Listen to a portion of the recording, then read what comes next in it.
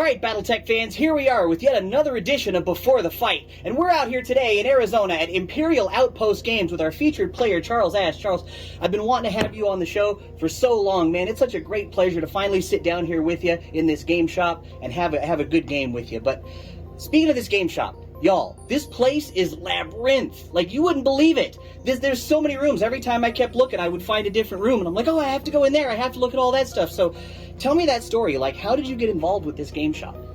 He's been a family friend for a number of years. My brother and his friend originally knew them doing 40K, and they kept saying, Chris, you need to come check this out. You need to see what this is all about. I'm like, okay, well, fine. I drove over. I'm like, wow, this place is really something else. Like, when I first came here, it was only the one shop over there. This is actually two other stores that he eventually bought and converted into extensions of this game store. Like you said, it's a huge game store. It's very luxurious here. I love it. I mean, usually we go to game stores and you're like, yeah, you know, I've seen similar layouts to that, and there's nothing wrong with them. I love them all. But, like, when you come into a game store like this and you see, like, this guy's got astrophysics books on the shelves. He's got all kinds of, like, spacey-wacy stuff on the wall. Like, he isn't just, like, a wargaming nerd. This dude's, like, a space nerd, and I love it because I love space. Like, I love Neil deGrasse Tyson, Bill Nye, all those guys, and he's got just books and books. I bet you if I just came in here and all I wanted to do was plunk down some money for some sodas and read, I could probably spend a couple of days in here. We used to have a monitor of that size that used to track the International Space Station in its orbit. Oh, wow. Like, minute by minute where it was positioned over the Earth. Oh, that is wild.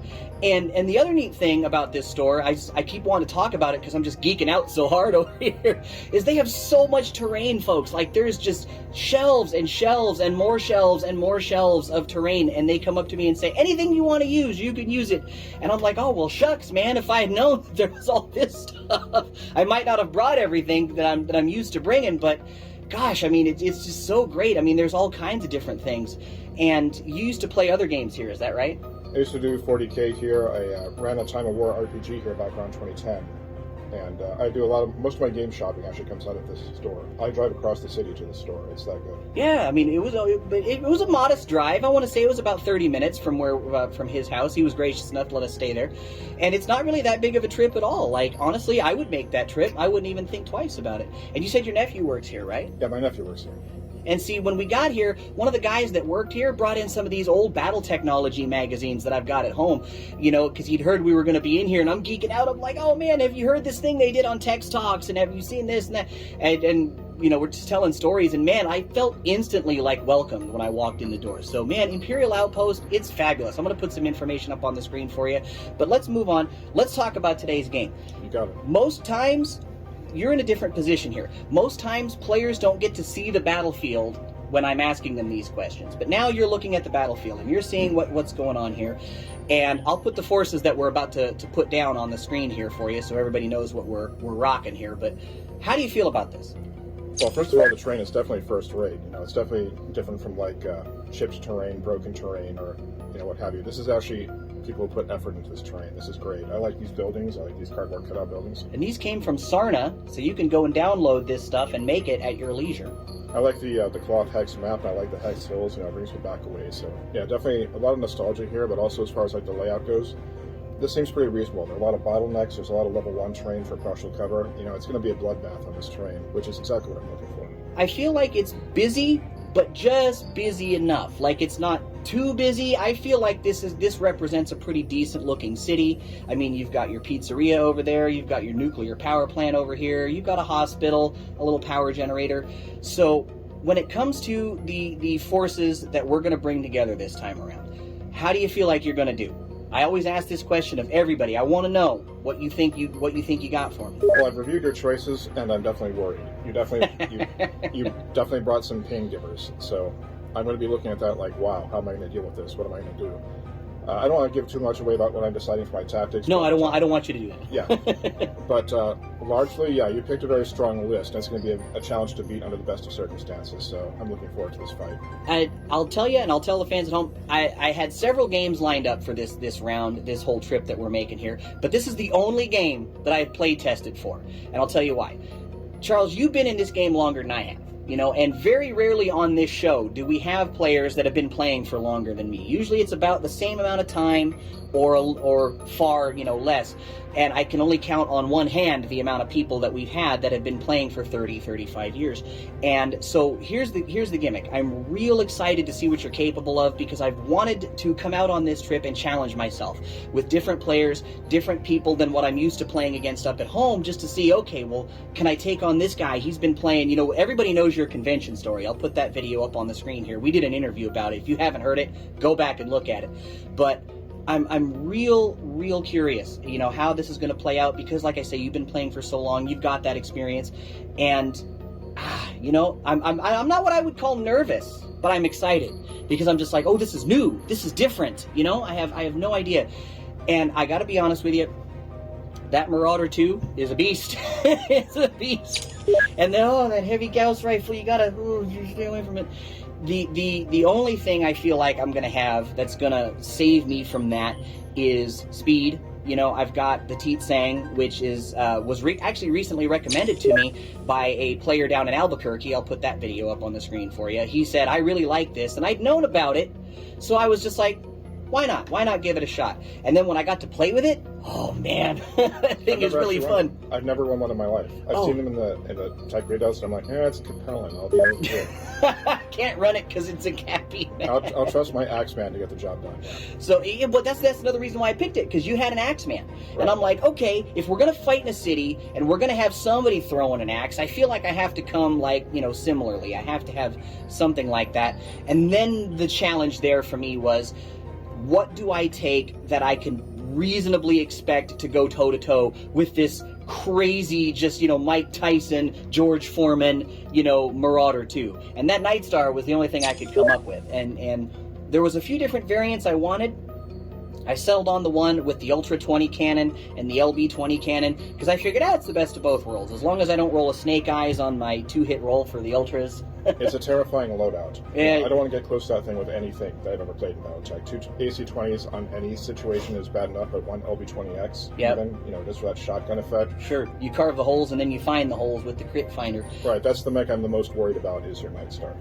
But in the test run, anyway, it took the Nightstar like a million years to get up to the fray. A lot of the other guys, like the Teat saying, once he gets that triple strength Mimer going, he's up in that fight, before you can blink. But the Nightstar is like, I'll get there eventually, guys, I promise. And the thing is you're going to be defending this city, and I'll be, the bad guys coming in from this end. And I feel like that puts you, tactically anyway, in a better position, because you're going to be able to start somewhere here in the city, and I'm just going to have to come in and hope for the best. So I feel like that means you'll have better prepared defensive positions versus me just kind of strolling in going, all right, what have I, where's my lanes, what am I going to shoot at, that kind of thing. So we were talking earlier at your house about how, win, lose, or draw, we just want to have a good fight, right? Absolutely. We're not, like button heads here, and honestly, I'm really excited just because this is one of the bigger fights, like mech-wise. You've got the big chonkers, you've got the speedy guys, you've got the axe throwers, you've got, the dudes running all over the table, right? So it's unlike most games. A lot of times you'll have a lot of speedy tactical things going on, and very rarely do you have this just old school JR style slobber knocker, And so I guess my question is, do you feel like that's going to come into effect at all? Do you think these physical weapons are going to make that big of a difference? Do you think the size of these guys is going to tilt one way or the other? Well, whenever you take a mech that has like a physical weapon, you never know if you're going to get a chance to use it. But God knows when you get in there and you land that blow, it is sweet. So it's always good to have that backup. It helps discourage people from closing in too much. Sure. If you can play your initiative correctly, if you can play your movement correctly during initiative, that axe is going to make people think twice every time to get into your area. It's a great area denial weapon. And the thing is, what I'm looking forward to with Teetsang is it's got that speed. Like, you're absolutely right. When you're running an axe mech, you never know if you're going to get to use that thing. And it's always so disappointing when you're like, but I never got to swing the axe. But this guy, you shoot some lasers, you get that TSM going, and this dude is fast. I think he's like 65 tons, but he moves like a 40-tonner. He moves like an assassin once you've got that speed in there. And then he's swinging that hatchet, that's 24 damage. Yeah. You know, that's wild. So... Yeah, I don't think my mech has triple strike armor, so you definitely want to kill that guy before he gets an axe range. I hope to deprive you of the chance of using your axe before you get there. Nothing personal, but... No. I don't take it personal at all. I am going to be using that speed, you know, to the best advantage that I possibly can, because when that guy, he can take some hits, don't get me wrong, he'll take a licking, but he's not going to keep ticking for a million years. And I think what I'm going to have to try and do when it comes to that Marauder is I'm going to have to play on that heavy Gauss rifle's 4 minimum range. Yes. And that's what I did in the playtest, was I was like, okay, yeah, it's big, it's gnarly, but if I get in real close, then I don't have to, I'll have to deal with those particle cannons, which is gnarly, but it'll be much harder to hit with that big gun. And then you got to make the pilot check when you fire it. But I mean, you have a low piloting skill, don't you? I have a low piloting skill, On and that I'm one? an assault mech as well, which gives it a -2. Okay. So we're using those today. We're using the optional. If you're in a bigger mech, it's harder to knock you over. Oh, I'm open to either one. I'm Whichever you fine. feel is Normally we don't, but I'm cool with it. Like, hey, you know, you want to add that cool little detail in there? Like, I'm all for totally it, not too. going to stop you. So, and again, we were just talking about the floating criticals. We're not going to use those either. That's a thing I tend not to use here on the show. Back home, we joke. We're like, take your crits in the torso like a man, bruh. But what was it you were saying at the house about the floating criticals and how you felt about it? Well, it doesn't make sense if you take a floating critical to the right torso, you get a critical in your head. Yeah. Or you take it in the right torso, it goes to your left leg. That doesn't make any sense. So, Yeah, and on top of that, one of the things I was saying is if somebody's going to TAC me in the center torso and they pull 1 crit, they get an engine hit, okay, that sucks. But imagine that TAC, like you just said, floats up to your head and they get a sensor crit. Now you're +2 for the rest of the game to shoot. Or it floats down to the leg and they get a hip hit, and now you're half movement for the rest of the game and got a pilot check every time you run. I'm not the biggest. I know some people swear by it and they think they feel like it makes the game more fair, but me, I'd rather have that engine hit than worry about, oop, you got over there where my ammo is, or oop, you got my hip, oop, you got my cockpit. Like, if you take the mech out, and I feel like I'll take a gyro hit, and anybody who knows me knows, like, you go back, you watch the Black Widow Company versus the Grey Death Legion, I could take engine and gyro hits and keep going. It's not the biggest of deals. I can say that if I really had a choice these days, and you know I'm a long-termer for Battletech, I definitely prefer Alpha Strike these days. I feel like some people do, and you can't say this in polite comedy because they'll probably kill you, is that I think Alpha Strike is the future of Battletech because you can do vast battles, and, you know, they don't take that much time. You know, it would take, like, my friend and I in high school did a 12-on-12 mech battle, and it took us, I think, 14 hours the first day, and the second day we just gave up. Yeah. And, you know, in Alpha Strike, I played a 1,000 versus 1,000 point game with my friend Aaron, who's my arch enemy. He's Hell's Horses, his clan, so of course he has to be my absolute adversary. Naturally. Aaron, looking at you. Aaron Wilson, we see you. Aaron Wilson, we see you, we're targeting you, Aaron. We're coming for you. But he played Hell's Horses, I played Inner Sphere, and I had like 3 lances and supporting vehicles, 20 units on the field. He had 20 units on the field. We played for like 3.5 to 4 hours. Okay. And we got it all done. We fought all the way down to the last unit, all the way down, and then we simultaneously destroyed each other. And it was incredibly satisfying. I've had games like that. Alpha Strike, I have nothing negative to say about it, as I've said in the past. We just got done hanging out at Strategicon for 4 days, and they had nothing but Alpha Strike for us down there. We did Alpha Strike 101, where I taught people, and then we did 2 big days of just big battles, like where there's 30, 40 mechs on each side, and that's not something you can do in Classic unless you have 6 months to spare. So, by and large, I love Alpha Strike for big games. Like, you're doing anything more than 8 versus 8, you should really stop and think about it. And if anybody is worried that their player character's mech is going to get busted or something like that, just tell them, well, it's not destroyed, it's just disabled if it gets ruined, and then you can figure out some way to fix it later. So what do you say is one of your favorite parts about Alpha Strike versus Classic? Well, Battletech and Alpha Strike, the first thing fans should know, by the way, is that they can coexist. You can do both. You don't have to choose one or the other, and I still do Classic a lot. But one of the things I like about Alpha Strike is how simple it is and how much more easygoing it is. Like, it kept the spirit of Battletech just enough while doing its own thing that it still feels like a fresh game while honoring the best parts of the old game. It may not be as granular as classic Battletech, but when you get to those larger games, you want to be able to move fast so you can go home for dinner. You know? Sure, yeah, or go out and have a drink or something like that. The one thing is, I played a game with Alpha Strike once with a guy who said, I was real trepidatious about this because I wasn't sure that it was going to feel like Battletech.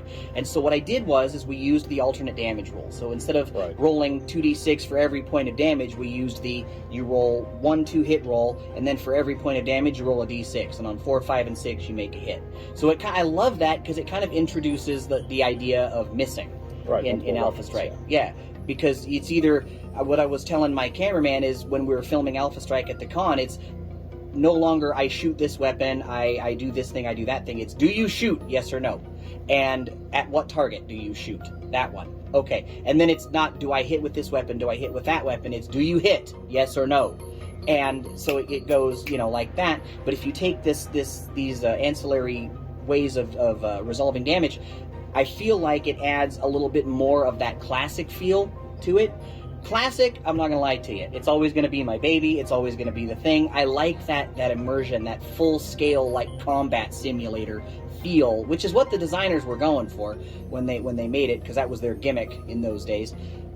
But Alpha Strike, I don't know why it gets so much hate. Honestly, I don't. Probably don't know either. People don't like change, I guess. They don't like dynamism. They don't understand that these things can coexist and they can go forward together, and you can play whichever one suits you tactically that weekend. Sure. Like when I was younger, I was now a Battletech collector. You can see my collection. Sure. I wanted to buy everything for Battletech there was. The infantry simulators, battle space, aerotech, and I wanted to do this so that I could be a competent opponent to anybody in any field of battle, period. Whatever they wanted to do to face me in Battletech, I was there with whatever it took to face them down. And Alpha Strike, I think, Alpha Strike also has aerospace and space now. Sure. Correct? So it's like, everything you need now is here, and it's simplified, and it's easy to use. And as you get older, you realize how much your time can't be spent, 12 hours doing one game. Yeah, you don't have the energy for it anymore. You don't have the best games. You're like, oh, we're hitting the 5th hour. I really want to do something else now. So it's like, you can wrap this stuff up and still feel good about the way you spent your time. And talking about your collection, God, you've got such a great collection of mechs back at the house, and you painted all of those, right? Yeah, hand-painted by myself personally. And you got a lot of what Bishop Steiner calls the tracksuit mafia, so yee Davians for life. Bishop, we're coming for you next. Okay? Eventually, Mexico, gonna be there.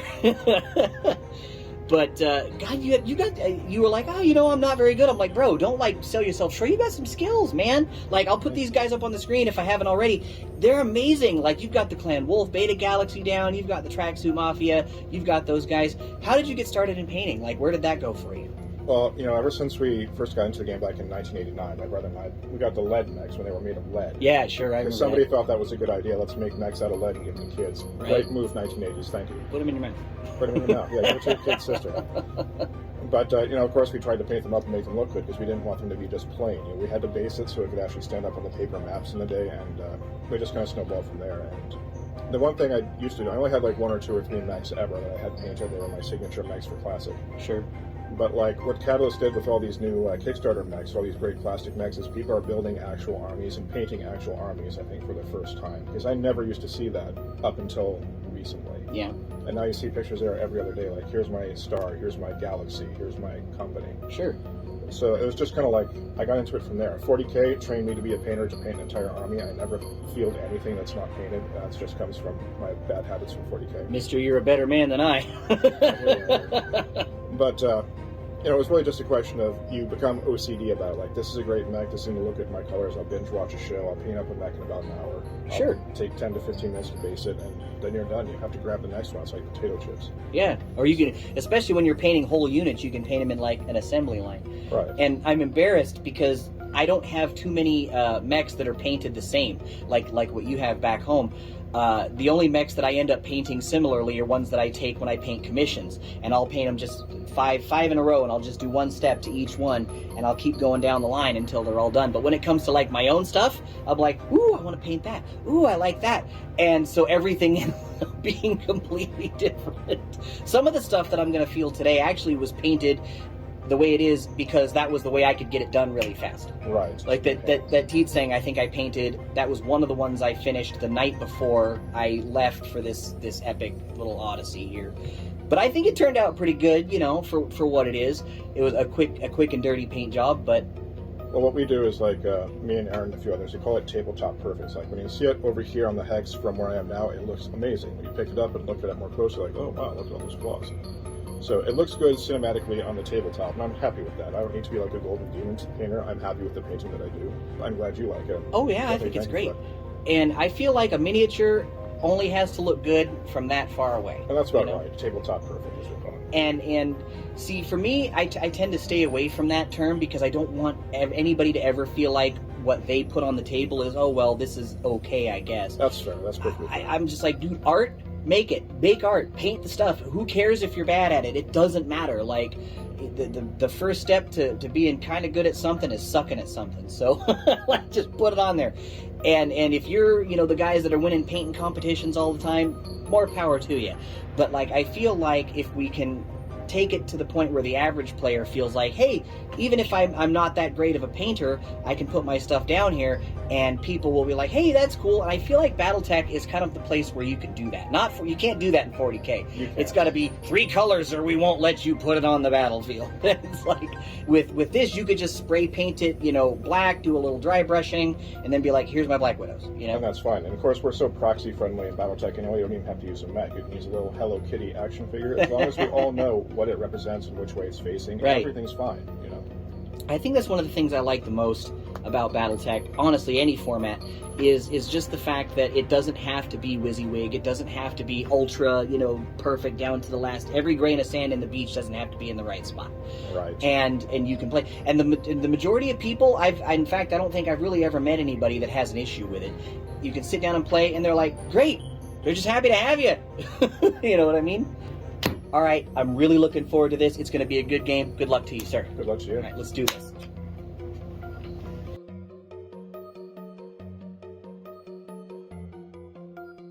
Be sure to smash our like button and subscribe to our channel. Crowdfunding is when lots of people give you small amounts of money to help your passion project come to life.